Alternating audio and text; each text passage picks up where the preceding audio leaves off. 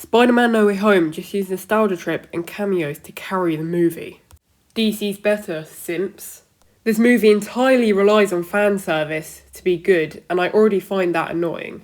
Sure, it was fun to see Garfield and Tobey. Sure, it was fun to see Charlie Cox. But this movie's plot is literally nothing. Fans. What the fuck?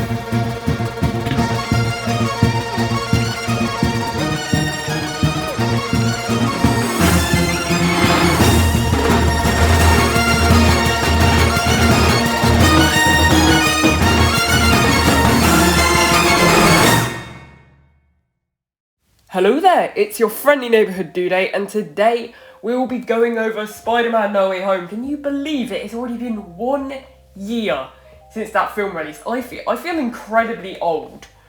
But before this video starts, I want to give a big shout out to our sponsor today, the Dude channel. Everything is 100% free from now until eternity. So you can subscribe, you can like the video, you can even share it. Okay? You can do all those things for 100% free. So make sure you hit that subscribe button. It will change your life. So as I said, today we will be looking at Spider-Man No Way Home. The film obviously released a year ago today, and since then, it's kind of gone downhill in terms of the reception. But there are still people who like it.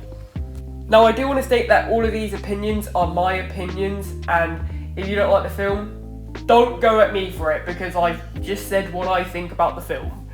My personal opinion on the film is that it's my favourite film. It's the best Spider-Man film in my opinion, and possibly my favourite Marvel film.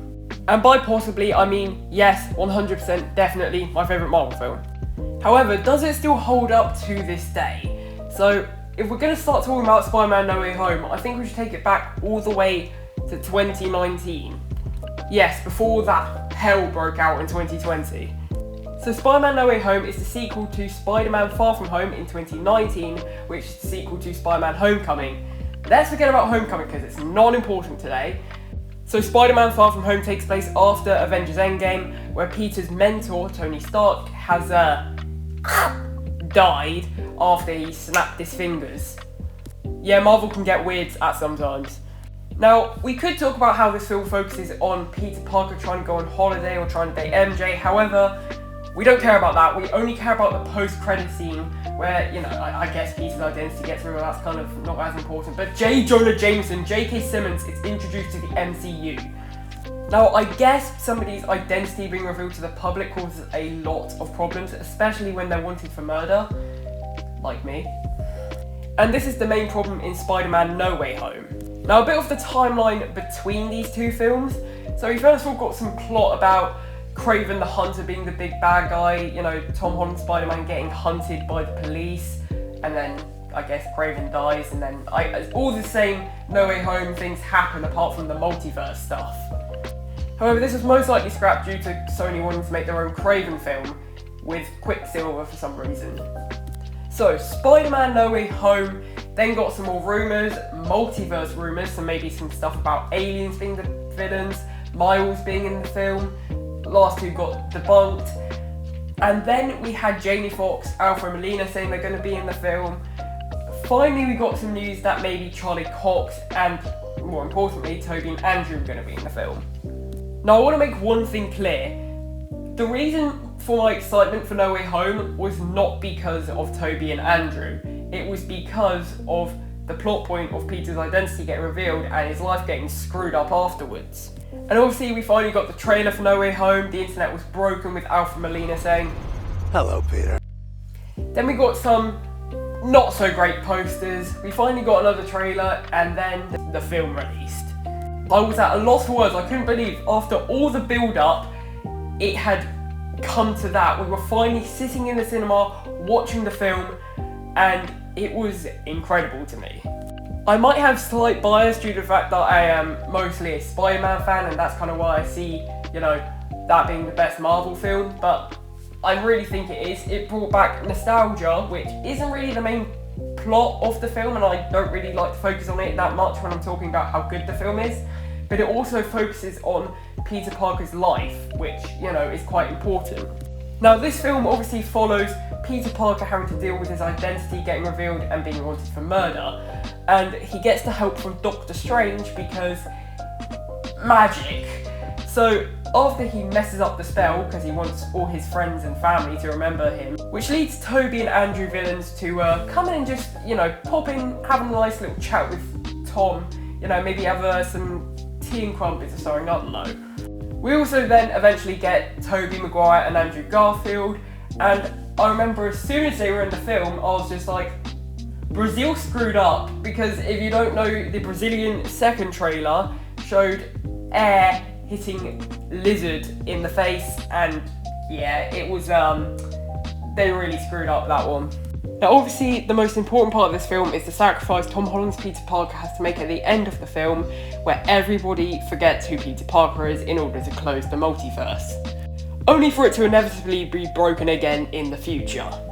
And it is at that moment Tom Holland finally becomes Spider-Man, and with the ending with him swinging off into the distance in the best live-action Spider-Man suit. You cannot change my mind on that one.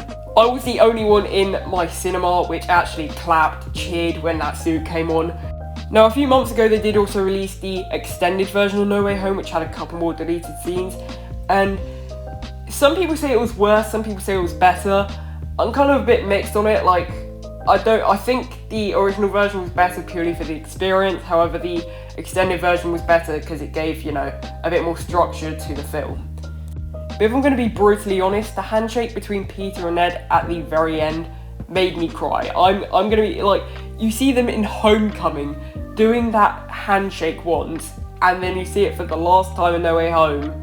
It's a tearjerker. And obviously Spider-Man 4 in the next trilogy of Spider-Man films, we see Tom Holland's Peter Parker and him going into college, him going to be a bit more of a street-level superhero now that he's not an Avenger and nobody really knows who he is. Now here are some of the reasons why I think people don't like this film as much now. First reason is because people say it's a nostalgia film, it was made for the fans, which, can I just say, most likely not. Like, filmmaking takes a while, and they would have had this idea before the rumours started for Tobey and Andrew. Of course, everyone wants those two to return. However, the actual reality that, they put those two in the film because the fans wanted it and they wanted to make money. Of course, they want to make money, first of all, but they would have had that idea way before all those rumours started.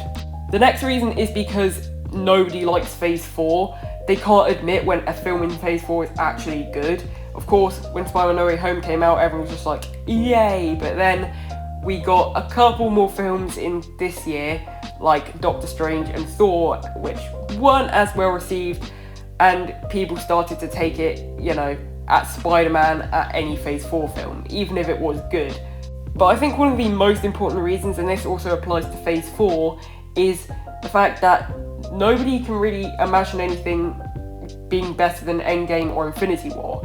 Since then, every single Marvel project has been hated on at some point.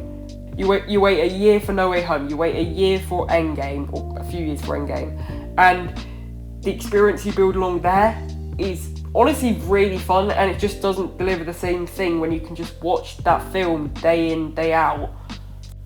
Now, if you genuinely don't like this film, fair enough, not everyone has to like the film, but I'm just saying some of the sort of dumb reasons I've heard about why people might not like No Way Home and even other Phase 4 films.